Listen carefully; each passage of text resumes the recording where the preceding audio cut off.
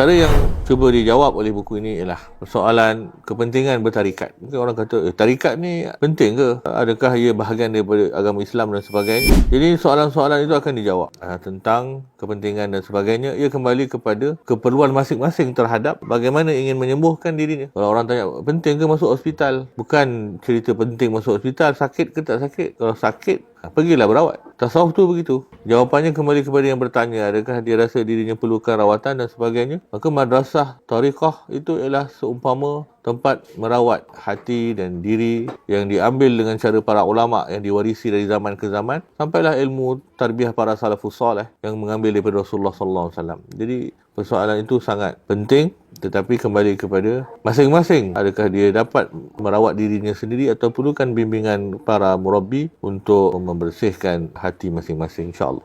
Dan siapa yang ingin memahami apakah yang ada di sebalik tarikat kesufian yang diamalkan oleh para ulama Islam muktabar, maka hendaklah dia datang kita punya daurah, insya-Allah.